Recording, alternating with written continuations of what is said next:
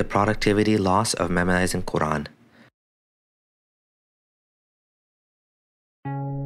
Why do so many people memorize Quran? What's in it for them? Why do they do it? Is it because Muhammad promised them that the Quran will intercede for them on the Day of Judgment? How about raise their ranks in paradise or avoid the punishment of hell? How about to have a crown of light on the Day of Judgment and to intercede for their family members? These are all promises Muhammad made for those who memorize the Quran. How else could he convince his companions and believers at large to preserve his poetry? He couldn't do it on his own. Imagine the loss for society when tens of thousands of its young minds are wasted away memorizing this book, often in a language they don't understand.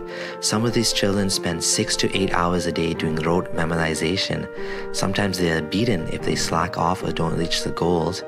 Over the period of several years, depending on the child and time needed, they memorize the entire Quran, 6,236 verses, around 20 or so hours of reading time.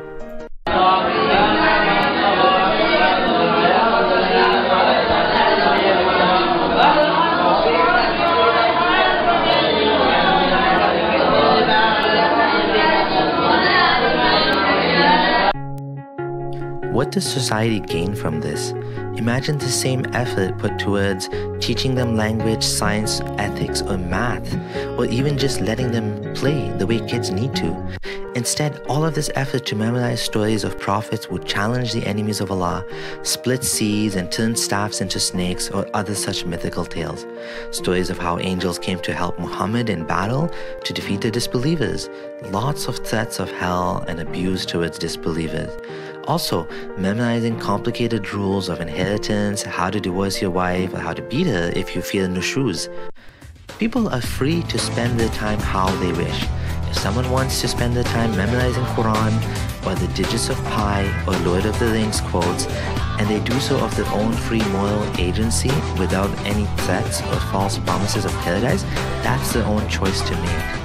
The problem is when people are lied to and told that they are gaining some reward from an invisible God, and they give up their precious life for a lie. Those of us who care will try to help them out of that illusion.